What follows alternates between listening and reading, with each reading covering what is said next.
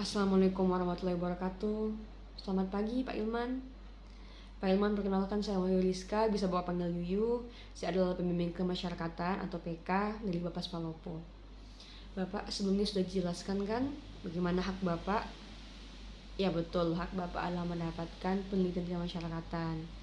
Saya di sini bertugas betul-betul untuk memberikan hak yang Bapak wajib untuk miliki selama Bapak menjadi warga binaan kemasyarakatan di Lapas Palopo. Bapak akibat karena COVID sehingga saya tidak bisa langsung menemui Bapak.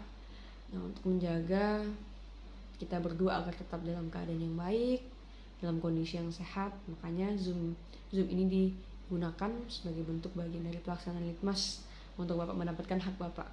Bapak mengerti sampai sini? Ya.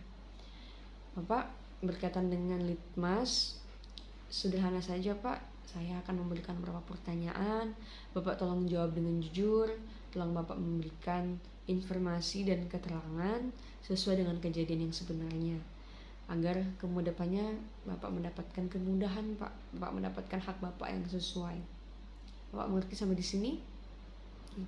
Bapak, saya ingin konfirmasi dulu berkaitan dengan data diri Bapak. Betul nama Bapak Pak Ilman bin Sanali?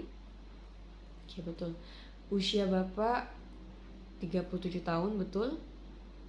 Tempat tanggal lahir Bapak di Palopo 5 Maret 1973, betul Bapak? Oke. Pak Ilman Sanali, pendidikan karirnya Bapak apa? Oh, SMK ya Pak ya, di bidang otomotif.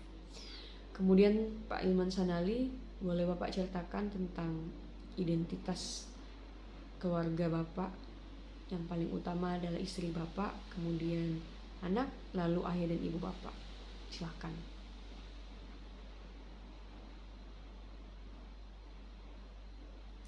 Oke. Selanjutnya Pak, pekerjaan terakhir Bapak sebelum masuk di sini apa Pak?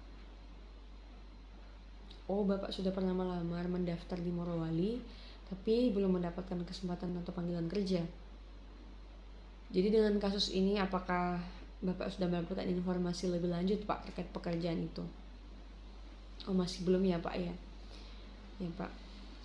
Jadi sebelum melamar di pekerjaan sebagai buruh di Morowali Pak, apa yang Bapak kerjakan? Oh, Bapak pernah menjadi supir. Oke. Bapak, untuk kasus tindak pidana Bapak ini, kasus tindak pidana ini cukup ringan. Kenapa saya bilang ringan? Karena pertama, dari data yang saya baca, Pak Ilman ini di sini belum pernah melakukan tindak pidana sebelumnya. Terus yang kedua, korban juga tidak mengalami luka yang serius, meskipun memang korban datang ke rumah sakit. Tapi di sini tetap korban mengalami luka Pak, meskipun memang tidak parah, tapi korban tetap mendapatkan haknya Pak, dimana lukanya ini menyebabkan korban tidak bisa berjalan selama beberapa minggu. Pak Ilman Sanali, tolong Bapak jelaskan ke saya sebenarnya kronologinya seperti apa sampai akhirnya Bapak bisa terlibat dalam kasus penganiayaan ini Pak. Tolong Pak ceritakan dengan jujur, ceritakan dengan sebaik-baiknya, jangan ada yang Bapak tutupi, karena ini cukup penting Pak untuk mengetahui kenapa sebenarnya Bapak melakukan tindak pidana ini. Silakan Pak.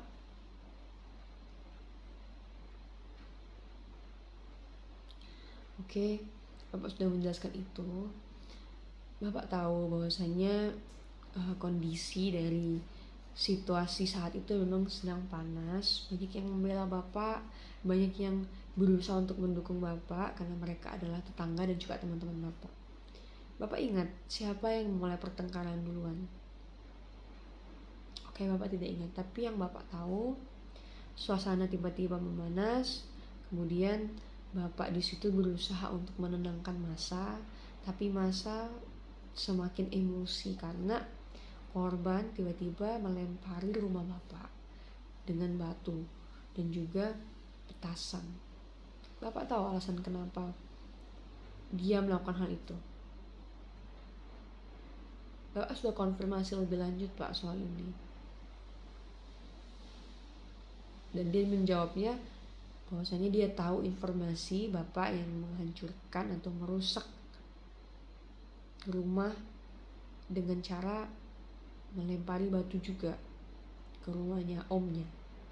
Oke. Sebenarnya Bapak di sini mengenal korban atau tidak? Oke, Bapak tidak mengenal korban sama sekali. Jadi Pak Ilman di sini ketika situasi memanas, korban juga memanas dan Pak Ilman juga ikut-ikutan panas, lalu Pak Ilman mendorong korban sehingga dadanya ini terdorong ke belakang, dan setelah itu terjadi perkelahian antara bapak dan korban. Namun korban mengalami luka yang cukup fatal di bagian kakinya dan juga bagian tangannya. Namun kakinya yang parah yang menyebabkan korban tidak bisa berjalan selama beberapa minggu. Oke, Pak Ilman, saya sudah tahu kronologinya seperti apa dan bagaimana. Ini menjadi dasar saya atau catatan bagi saya untuk nantinya melakukan proses analisa di Litmas ya Pak ya, untuk rekomendasi yang terbaik bagi Bapak untuk penempatan dan juga untuk rekomendasi kebutuhan yang Bapak perlukan, yang Bapak butuhkan selama berada di Lapas Palopo. Karena Litmas Pembinaan Awal ini fungsinya itu Pak, untuk penempatan Bapak dan juga kebutuhan yang Bapak perlukan selama di sini. Pak Ilman, yang mau saya tanyakan lagi, untuk perkembangan diri Bapak di lingkungan sekitar Bapak, Pak Ilman bagaimana hubungannya dengan orang tua? Oke, Bapak 2 bersaudara dan sangat dekat dengan ibu.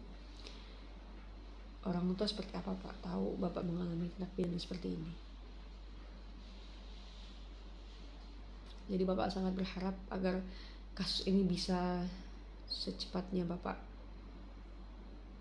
lalui, betul-betul Bapak selesai di sini dengan sebaik-baiknya. Bapak berproses, kemudian Bapak kembali dan melanjutkan aktivitas Bapak, yaitu bekerja dan membantu orang tua, dan kembali ke rumah ya Pak ya, untuk bertemu istri dan anak Bapak. Pak Ilman, hubungan Bapak dengan istri bagaimana? Seperti apa Pak?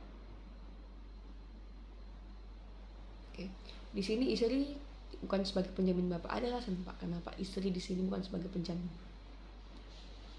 Kan istri sedang hamil sehingga ibu yang menjadi penjamin Bapak. Oke. Pak Ilman, Bapak lahir di Palopo, lahir dengan bantuan apa Pak?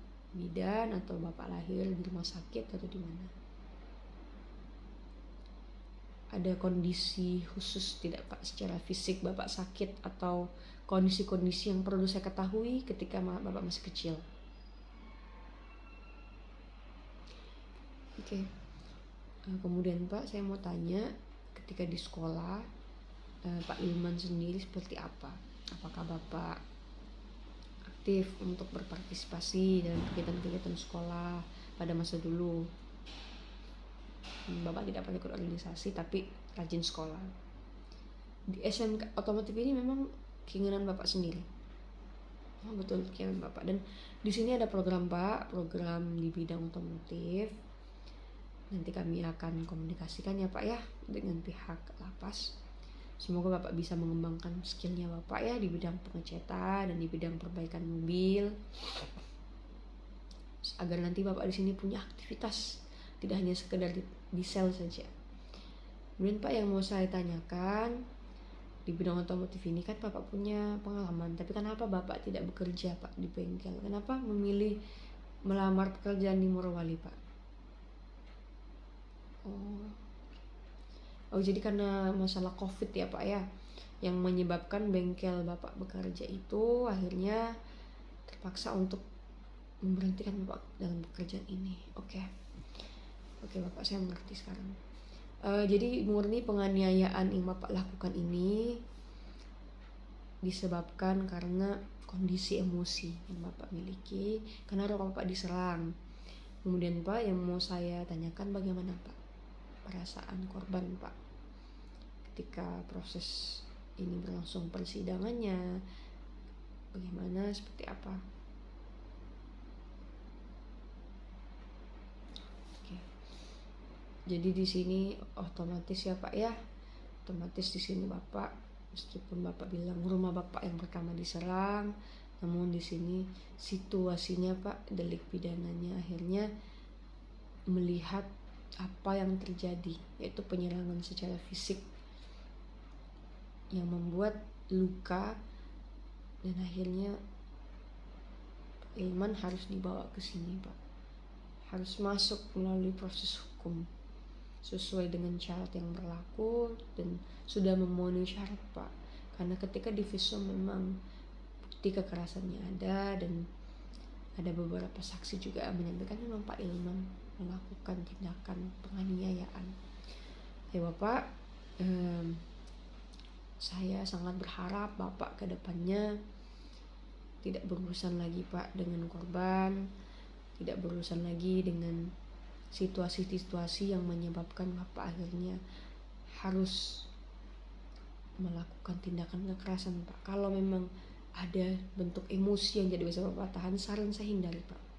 Di sini yang perlu saya tekankan adalah Bapak patut bersyukur karena vonisnya tidak terlalu tinggi, karena tindak pidananya juga di sini Bapak baru pertama kali melakukan tindak pidana ini, baru pertama kali Pak Bapak punya masalah sehingga bisa mau Bapak kesini. Itu yang harus Bapak syukuri. Dan kemudian Pak, yang harus Bapak syukuri adalah Bapak di sini masih punya keluarga yang mendukung Bapak, mensupport Bapak. Jadi tolong Pak, jalani sebaik-baiknya hukuman ini. Bapak bilang Bapak merasa bersalah, meskipun Bapak di awal selalu menekankan bahwa dia duluan Mbak yang melakukan itu, tapi Bapak di sini saya lihat sudah memahami bahwa segala hal yang terjadi itu pasti ada hikmahnya. Pasti semuanya ketika terjadi, meskipun kita tidak mau, itu pasti ada hikmahnya. Dan betul, Bapak betul. Mungkin di sini Bapak diminta untuk lebih dekat dengan yang di atas. Jadi kegiatan atau aktivitas di sini Pak memang seperti yang Bapak jelaskan tadi, tidak banyak yang bisa Bapak lakukan, tapi karena saya sudah tahu bagaimana hobinya Bapak, ya, bisa tahu bagaimana potensi yang Bapak punya, saya akan berusaha Pak agar itu bisa difasilitasi oleh pihak lapas. Jadi perubahan yang terjadi Pak semenjak Bapak di lapas ini apa Pak yang paling signifikan? Oke, Bapak mulai sholat, Bapak mulai untuk aktif belajar mengaji di masjid, dan kemudian Bapak juga mulai ikut ceramah-ceramah ya Pak ya. Terima kasih ya Pak ya. Terima kasih untuk adanya perubahan-perubahan positif yang Bapak berikan, yang Bapak tunjukkan, dan semoga Bapak terus melakukan hal-hal positif Pak ya, terus berproses menjadi baik di sel, di rumah tahanan ini, di lembaga pemasyarakatan ini. Bapak jangan merasa Allah itu jahat sama Bapak, tidak Pak. Semua ini ada hikmahnya. Istri dan anak Bapak pasti akan tetap dijaga dalam perlindungannya, meskipun memang Bapak harus berjauhan terlebih dahulu.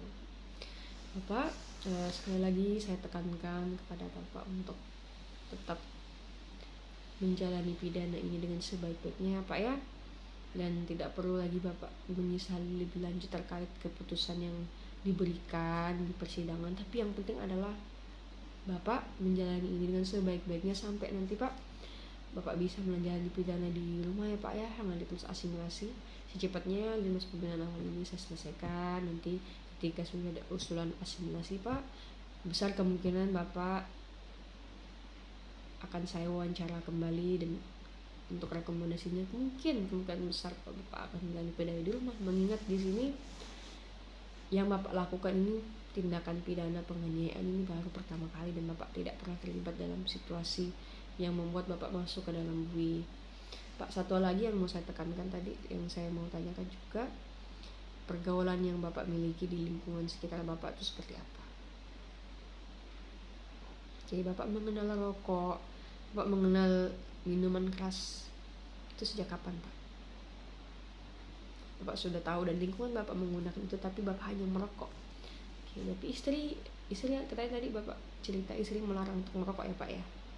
Oke, berarti di sini juga tidak pernah merokok ya Pak ya selama berada di sini. Oke. Bapak terima kasih untuk waktu yang Bapak berikan Pak Ilman. Saya mengapresiasi kejujuran Bapak, saya mengapresiasi sekali keterbukaan Bapak. Semoga pertemuan kita siang ini ya di Zoom ini tetap memberikan manfaat untuk kita berdua meskipun tidak bisa bertemu secara langsung. Saya ucapkan terima kasih kepada Pak Ilman. Semoga kedepannya Bapak bisa memberikan yang terbaik sebagai seorang pribadi, yaitu bagi keluarga Bapak dan bagi diri Bapak sendiri. Sayangi diri Bapak. Bapak tidak usah pikirkan lagi hal-hal yang lalu, tapi fokus pada yang ke depan. Terima kasih ya Pak ya. Selamat menjalankan aktivitas Pak di sana. Assalamualaikum.